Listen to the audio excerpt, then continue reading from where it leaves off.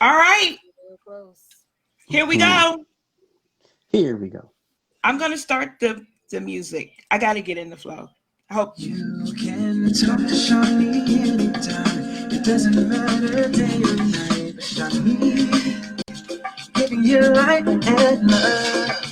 We're coming on without a doubt. There's nothing you can talk about. Shani, get ready to start the show. You're with Shani and you know we're gonna tie ordinary people and extraordinary God. Check the reference in Ephesians 5. We walking in the light and we're living in love.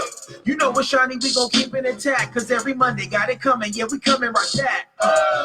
So act like you know we get it on and popping at the Shani Show. You can talk to Shani anytime. It doesn't matter day or night. Shani, we give you light and love. We're coming on without a doubt. There's nothing you can talk about with Shani. Welcome to the 6th season of the Sharing with Shani Show. I am your host, Shani. We have our wellness whisperer, Meet.Mika.Fresh, in the building. We have Tali Hairston all the way from Seattle, Washington in the building. We're all in different buildings. Not because that's how the Shani Show rolls. And we are 21 minutes late, and you know I'm all about transparency because I am not a technical engineer and we couldn't get it right. So we had to pivot.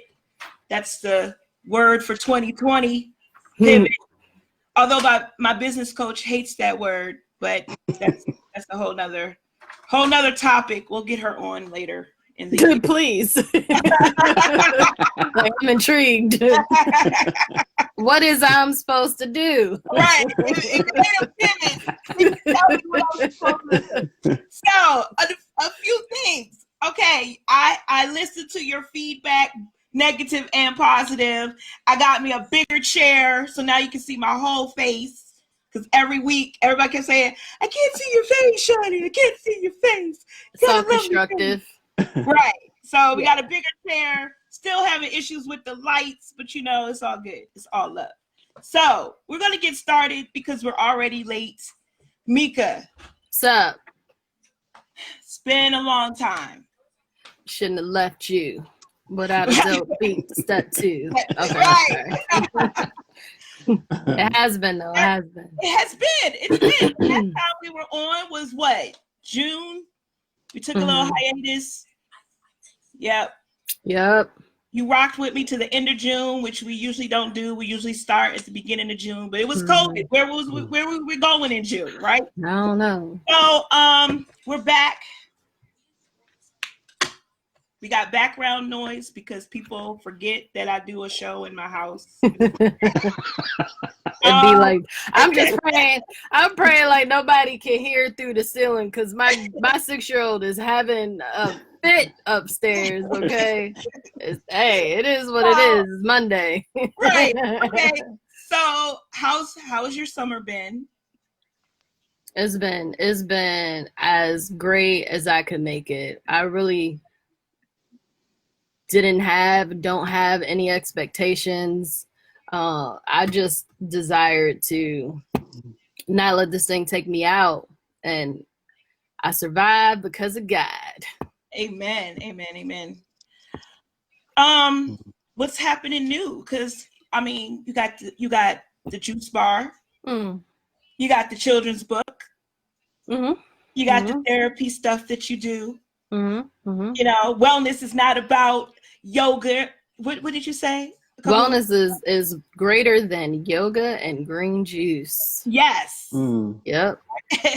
So all those things mixed in together. Got a podcast gonna come out soon. Yeah.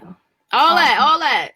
Right. Not at once though. So what Corona has taught me or shown or highlighted, you know, whatever word you want to use, is to focus. I want to slow down and streamline.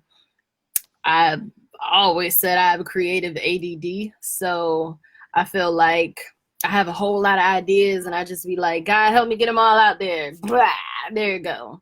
And I don't need to do that uncovered some probably like underlying maybe fears, anxieties, desires, all the above, however you want to categorize that. And I realized that it's totally okay to focus and, invest energy in a very streamlined, efficient way. And so while I do have a lot going on, I have streamlined some stuff. And I'm feeling really good about that. I'm trying to get my chair right. I'm about to fall. 1 second. All right, there we go. We're good. And so greater than yoga. I have you mentioned podcasts. So it's on my YouTube channel, basically. So it's a mixture of ways to get content. I'll be doing video, I'll be, live interviewing some people, I'll be podcasting, but everything is going to go up on my YouTube channel. And all of it is focused on the brand, right? Meet.Mika.Fresh. You'll get to understand who she is, what she does, what she's passionate about, and how she moves in this world. And that's really it. And I'm excited about that. I am too. Thank you. You didn't talk about the other thing that you asked me to be a part of. Can we mention that? So the book, we can, because I'm excited about that. I'm excited. And so again, creative ADD, right? But I feel like it's needed in a time right now where we are really feeling so down, confused, even just unsure.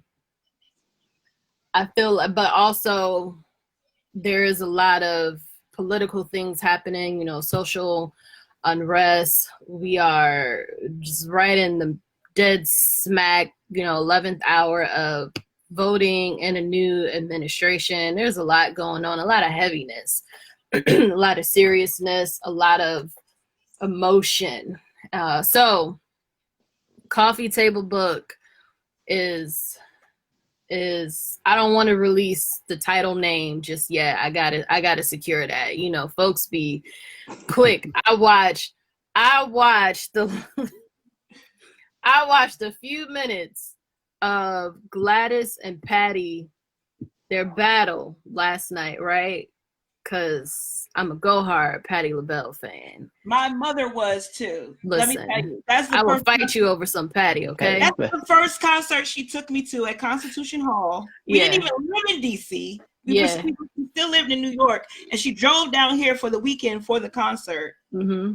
Yeah, because that's Patty, right? Like Patty is a whole mood. She's a movement all in herself. And I'm gonna be completely honest with you. At 12, I didn't appreciate her greatness.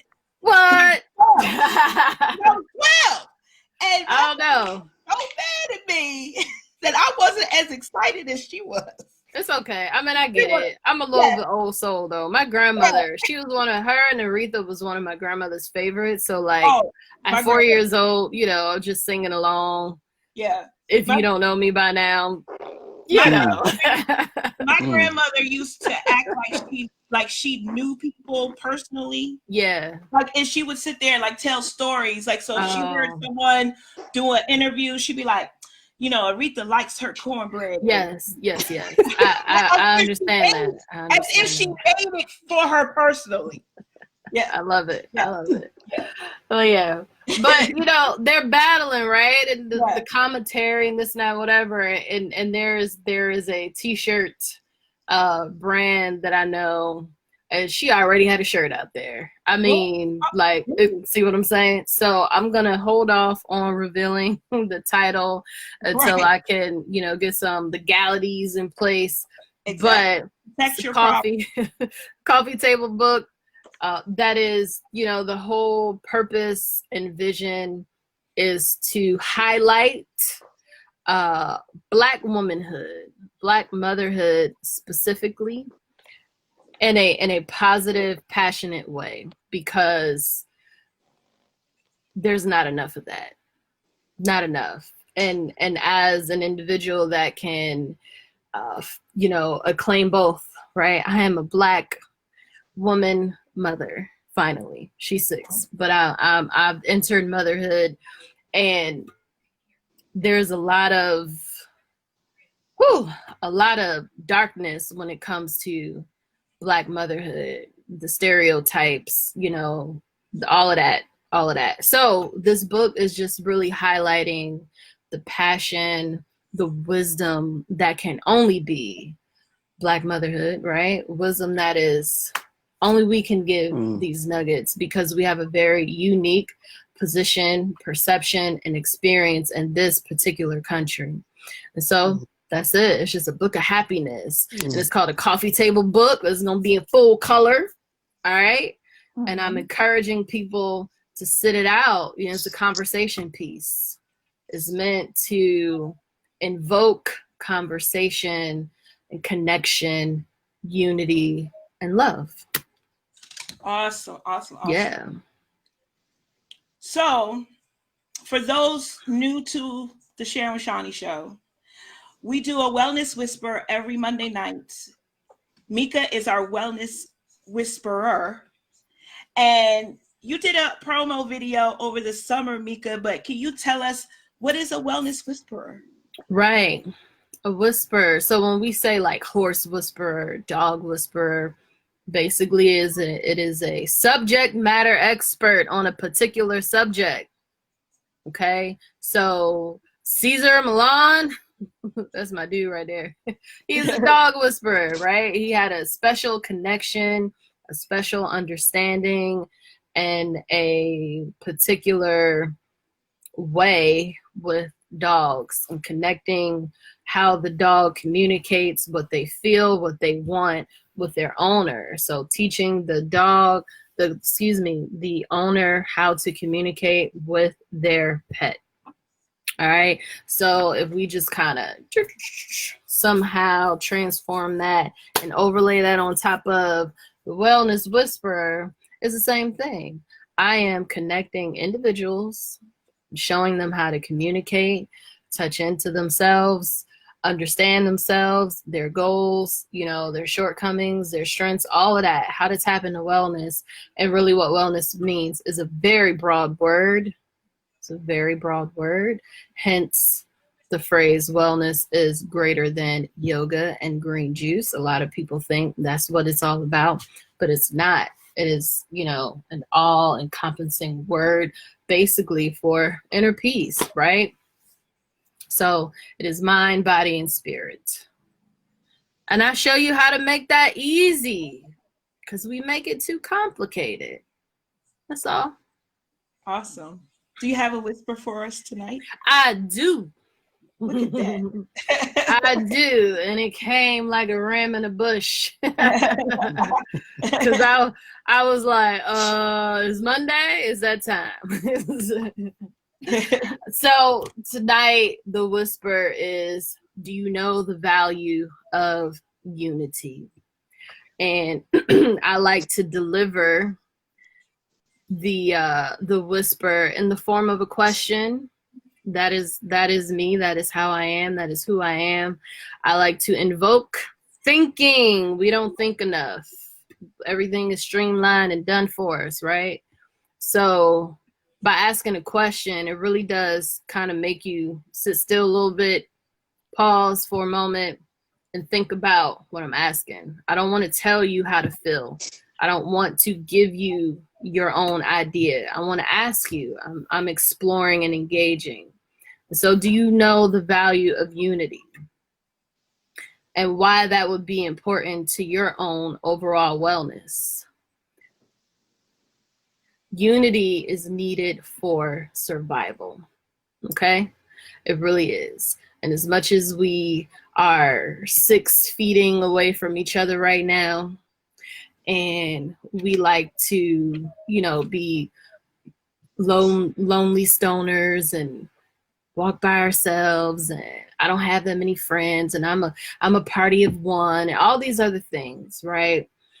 We are social creatures. It's in our DNA. It's how we were created. Unity is very necessary for survival. And Shani, I know you are a history buff. And I'm pretty sure you can identify several times where major, dynasties and kingdoms and all those things fell, have fallen because they weren't unified. And so one of the things that I'm seeing today, especially in the time of Black Lives Matter, Juneteenth 2020 was the biggest Juneteenth recognition that I've in my entire life. I thought listen, I'm not going to be one of those people like, I've been celebrating Juneteenth. Everybody has to come into knowledge at their own, right? I mean, I'm not going to look down on you. I wasn't born knowing it. I learned it just like everybody else had to. And just because I learned it, earlier than somebody learned it earlier than me. I'm not here to make anybody feel bad, but I will be very honest and tell you, there was a little bit of shock and confusion where it was pushed on almost every platform. I mean, I turned, Apple Music, it was plastered on their homepage. I've been a member of Apple Music. I don't remember seeing that last year. Right. It was everywhere, and Black Lives Matter was everywhere. And just so we are clear, I'm not mad at any of it. Not at all. Not at all. Mm-hmm. But it leads to my point of unity. There's a flip side to that we'll probably unpack a little bit later. I feel like a white platform had to push that for it to matter, but I'm going to get off my soapbox and stick to my point of unity is important, okay? Right. Unity is important. So, do you know the value of unity? And this will be a series, and I'll just, continue with this as the Mondays go by. Awesome. I would love for you to stay on. Okay. Tali comes on. Yeah. Because your last statement it connects to something he posted about a week ago. Okay. And it's just like my segue. But before I get there, where can people find you in these social media streets? Oh, yeah. So the website is coming soon. So I'm going to not announce that, but the website is coming soon. It's my fault. It's all my fault. It should have been ready, but that's okay. It'll be ready when it's supposed to be ready. I felt God tugging me back a little bit. So I'm okay with that. So Meet.Mika.Fresh on Instagram, on Facebook, on Twitter. I don't really be on Twitter like that, but I'm there. Twitter scares me. I can't do it. I'm not here for the dragging. Twitter is like the mixing bowl. So if it's like the table with the mean girls. Right, it's like if you're from the DMV and you know where the mixing bowl, that's where $3.95, $4.95, and 95 all collide. They all it's the mixing bowl. And if you in the wrong lane, you're gonna go the wrong way. And that's wish you had not gone the wrong way. You'd be like, no, stop, back up, reverse. All right. I retweeted something that I did not want to retweet. I was so mad for like 2 days. But anyway, because I didn't know how to delete it. Like, I don't even like this platform. Yeah, it's just a regurgitation of, I don't know, just everybody that has an opinion, is whether it's based on anything solid or not. I mean, it's just their platform to be heard. I reckon we all want to be heard. I don't know, but like I said, I can't do the drag culture. Right. It is anti-unity. How about that? So I'm really excited to introduce my special guest tonight, because when I met him 2 years ago in Seattle at Next Church, and he got up there and started speaking and taught me about my Black self. But he was actually I don't know, Tali, I think you were talking to the white people in the room, but I was like, dang, I feel like I need to go back to school. Like, I was so smart and like so knowledgeable. And for the last 2 years, I've been trying to get him on the show. Every time I see him at an event, we were in Baltimore together last fall. I asked him again, can you come on my show? Anytime. I finally got him on, and I'm so excited. And so Without further ado, I'd like to welcome you, Tali Hairston, to the Sharing with Shani show. And can you just tell us a little bit about yourself in your own words? Wow, well, it's good to be on with you, and finally that we were able to do this. Yes. And yeah, I mean, maybe it took the little COVID thing, well, the big COVID thing, right, to slow us down enough to catch up with Exactly. each other. But yeah, well, so Tally, let's see, what about me? I'm the husband to Crystal, who is an amazing artist, a Yes. lovely woman, can sing, is a nice person too. She's wonderful, and I'm blessed to be in partnership with her in this journey. I'm also the father of Isaiah, who is a recent graduate from the University of Washington. I'm the father of Kennedy Anaya Sherrell, who is a junior at Carleton College in Minneapolis, just outside of Minneapolis in Northfield, Minnesota. I'm the father of Lanaya, who is an artist also, just like her mother, and is a junior who is doing big things in the performance director producer world. And then the father of, last but not least, Jordan Elise, who is, um, you out of all my kids, you always have one that kind of confuses you because they're just so, this one is like, Jordan is, every so often I talk to her and I go, who are you? Right. But I'm also a PK. I'm the descendant of enslaved folks from who were originally Peter and George Hairston, who were the cousins who came over from Ireland and started their plantations. And Hairstons come out of that lineage. West Virginia, Virginia, North Carolina, Georgia. We are considered the largest enslaved family in American history in black and white. Uh, and I'm a, I think being a PK, you kind of grow up with church in your bones. So I'm also doing homework under the pews and learning to preach at 17, uh, and have been preaching, and blessed to have preached all over the world. And God has just been gracious to myself. Shout out to all my family and friends in the DC area, in the DMV, Heather Hairston and Heather Clark and their husbands and children, and my boy Janelle Damon in DMV. Love y'all. Who else? Who else? I won't shout out more names. I'll just shout out family because then the Yeah, friends because will if get you mad. start forgetting, they gonna call you. They will call you. They will. They'll be quick to text me. I'll start getting Right. texts in a minute, right? I thought we were cool. That's right.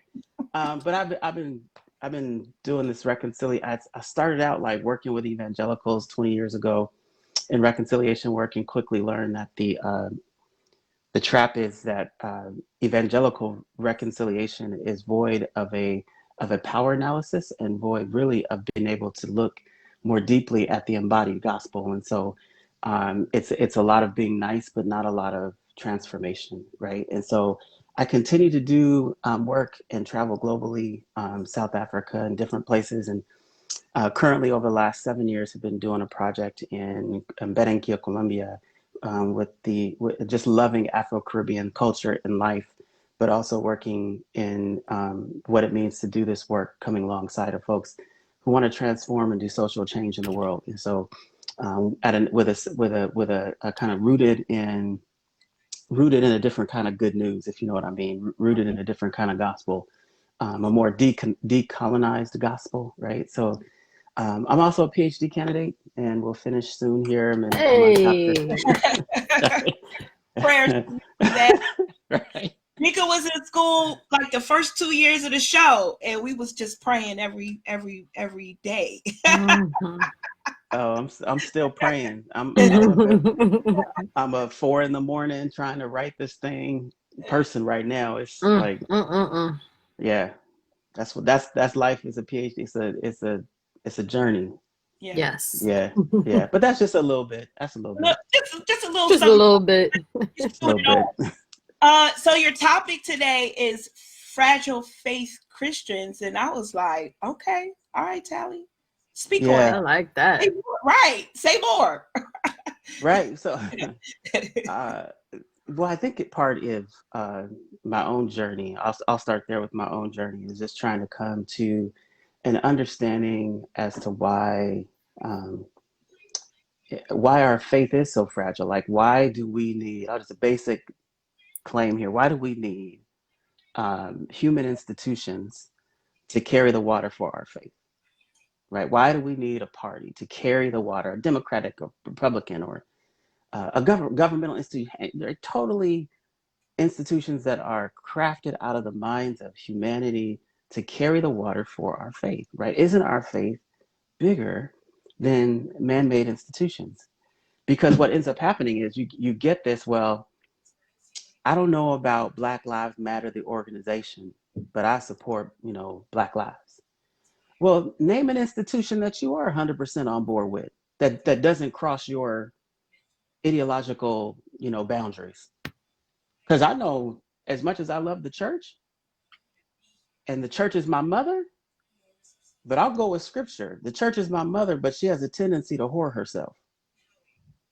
At least, right? Talk to Hosea, right? Talk to Prophet Hosea's story. But talk to the prophets. They'll tell you that the church has had a tendency.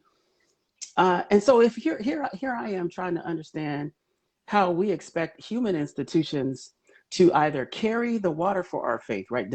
Or in other words, let me put it differently. To defend our faith, we need somehow like institutions to defend our faith, right? Isn't our faith bigger than a human institution? And so I started to do some work with trying to uncover like the roots of fragile faith, right? Where our faith has become so fragile in this particular generation. And I actually don't think it's young people. I don't think it's young people. I think the baby boomers, I'm going to get myself in trouble with a few mentors and friends, but I'm going to say it anyway.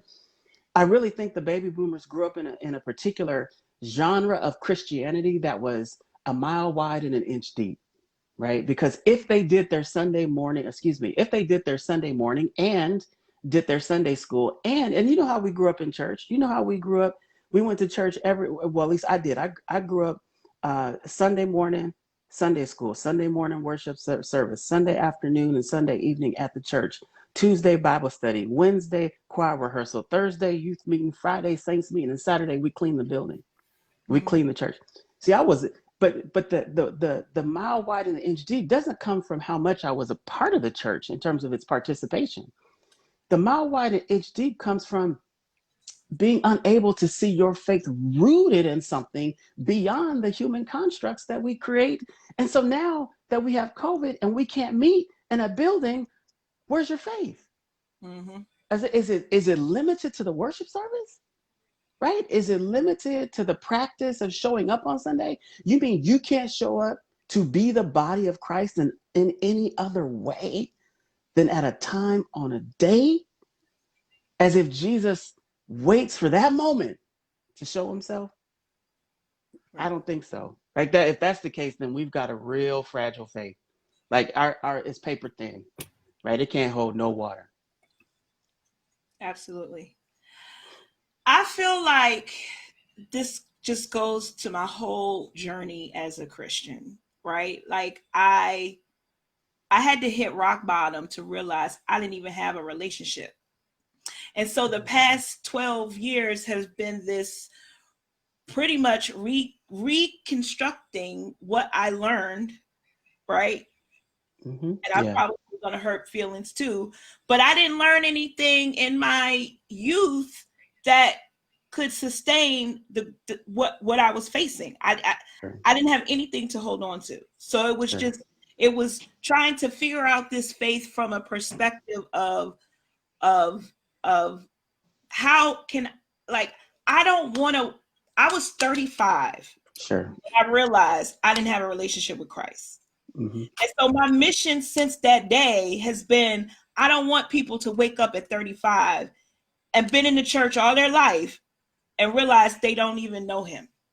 They don't even know. They don't even know what he's about. They don't even know what he's here to do. Like they just have this super fluff, this Yeah. experience of him that is not even going to take them from valley to valley. Okay, so let me let me do this thought experiment with you. Okay. I've been married for a little bit, and every so often, and my wife did this recently. She actually did this yesterday or today. She said, and I think I did it to her recently too. I said, you know, we had this conversation. I thought I knew you when we got married. Like I thought, like when we were dating, I thought, surely this is the person that I want to marry because I know you are so dope, right? And then we get into a year and it's like, wow, she's better than I thought she was, right? And now it's been a few more years and I'm like, if I knew then what I know now, I wouldn't have waited. Yes. I think that's the way it actually is with Jesus. Yep. Right? You should actually say, at the age of 35, I've been walking with Jesus, trying to find him, and I just figured out something so good about him now that I didn't even feel like I knew him back then. Yeah. Right? Yeah. Because the relationship grows so much, you go, I really didn't know he was that dope back then, but now I know. Right? So that's the journey that we should be taking. It should unfold so much. Now, maybe the problem is like we're so busy having the those kind of relationships where I don't really know you then, and I didn't really know you then, and I don't really know you now. Mm-hmm. Them kind of relationships, where it's just like we text for a good 3 years. That's about it, right? Right. that Facebook relationship where I see you in public and I don't talk to you because I just friended you. I don't actually know you. That kind of thing. But if you're really into relationship with God, if you're really trying to scratch it out, if you're really trying to feel it, there should be those moments where you go, yeah, I didn't know you 10 years like I know you now. Yeah. Right? I didn't know you 10 years ago like I know you now. And so I really feel like all along the way, there's these moments of going, or at least God could be so small that you actually could get him. Right? You actually could just figure this thing out.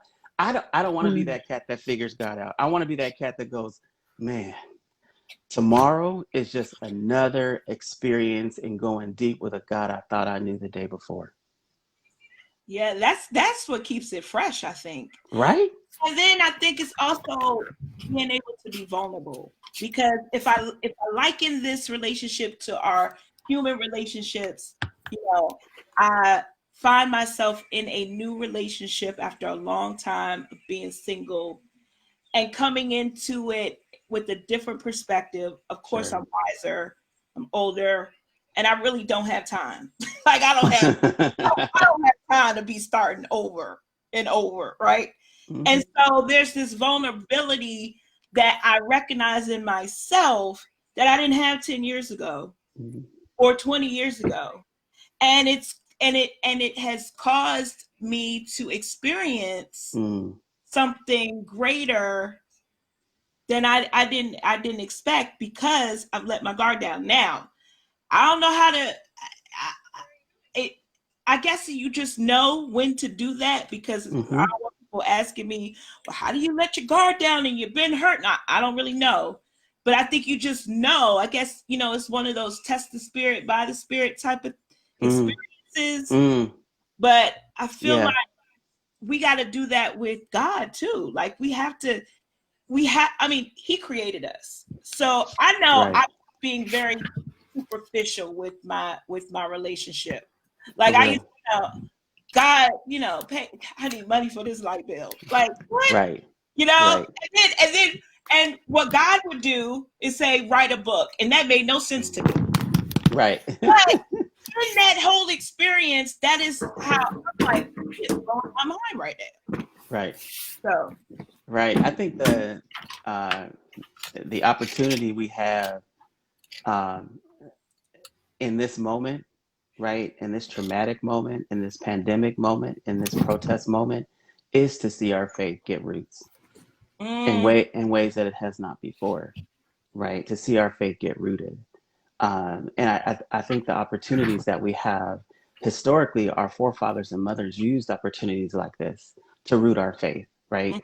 To understand more deeply how to sing a song to get us through moments of just being stuck in the house, right? And instead of leaning into TikTok or leaning in, which are nothing wrong with any of that, but we find a way to generate a deeper faith that has roots that go deeper, because deeper roots mean, right, stronger growth and a more capable way of standing in the world, right? And I think that's the struggle, is we have trouble with standing in the world, in a world that doesn't like our blackness, right? In a world that doesn't like our embodiment, the way we show up, right?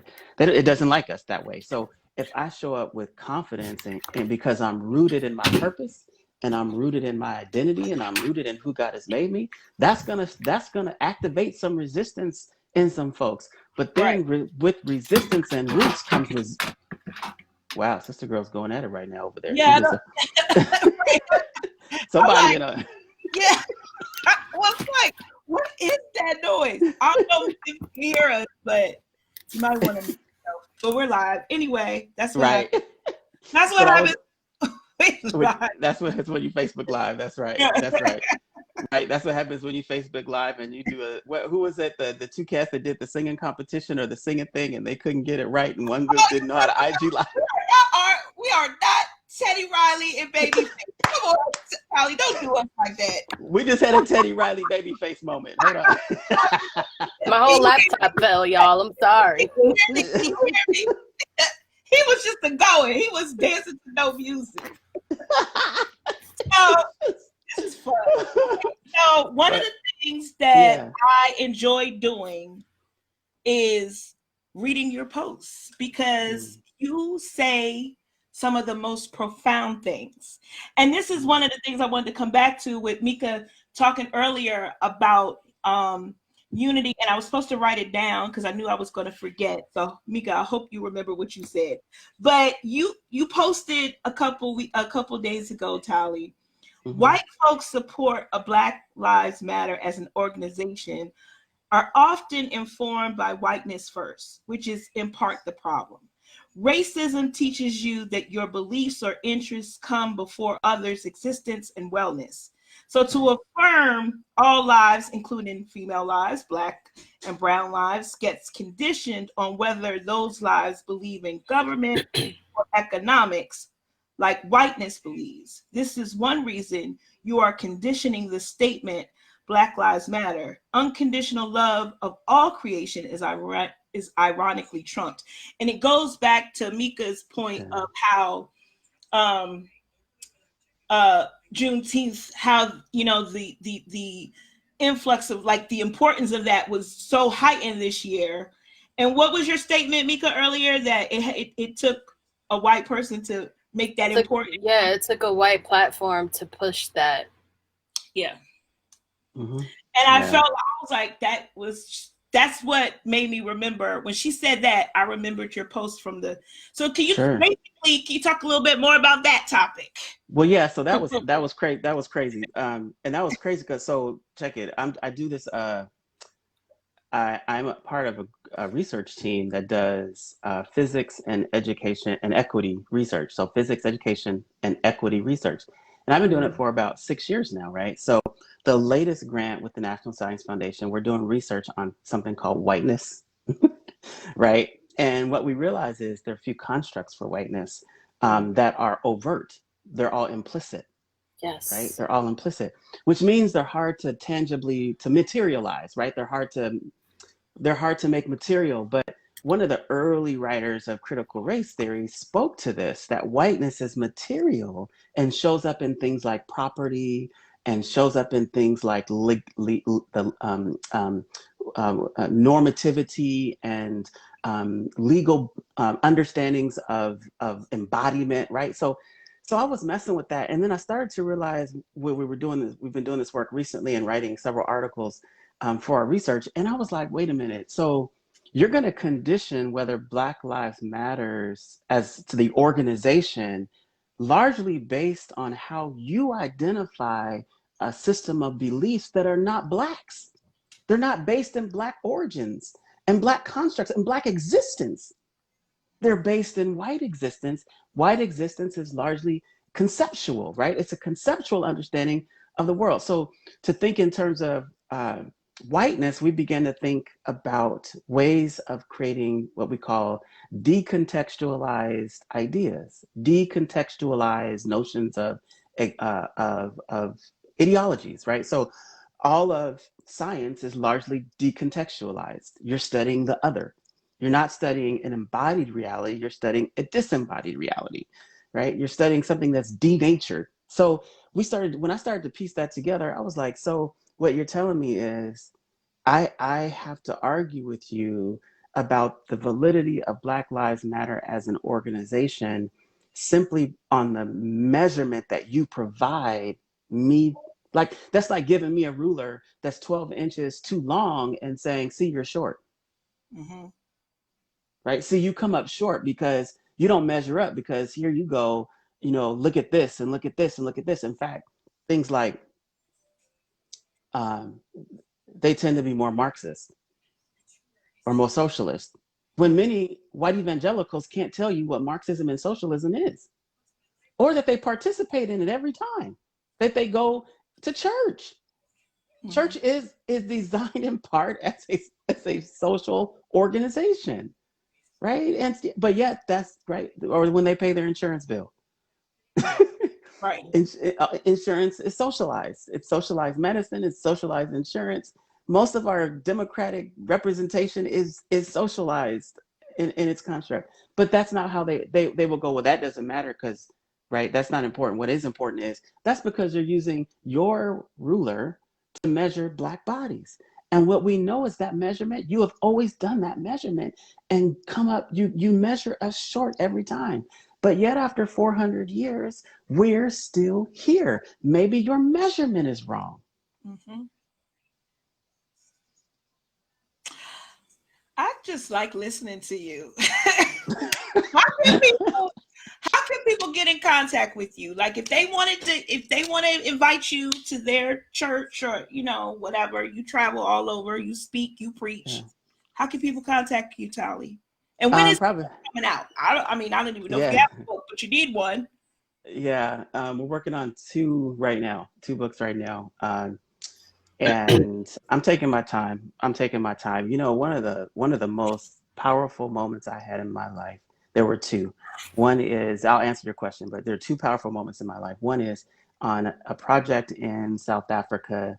I had a chance to have tea with Bishop Desmond Tutu. And I had a chance to ask him one question. I knew I was only going to get one question. He was more interested in telling us about his recent birthday when we were there. And yet, so I was like, look, I got to ask you. I only got one chance, right? That moment right there was a powerful moment in my life. And the other powerful moment, I think, is when I had a chance to sit down and actually be in a room of three people with Michelle Alexander, the author of The New Jim Crow. And we actually prayed for her before she went out to speak at the university where I was working. And I was a part of a team that brought her. And Michelle Alexander said to the three of us before we prayed, we said, what can we pray for you about? She said, this book took 10 years of my life. Mm. Right? And I realized you can put a book out in a couple of months. But that's like weeds. They grow fast.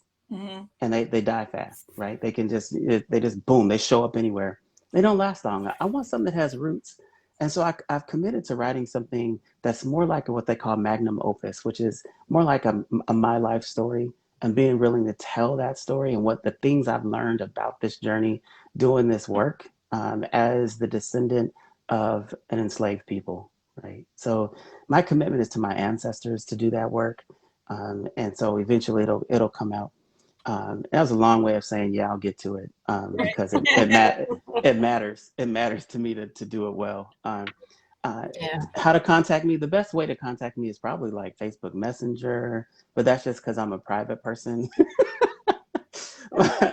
My wife will tell you, Tali does not like people a lot, but I'm in a place where I'm on stage quite a bit, or behind the microphone or whatever.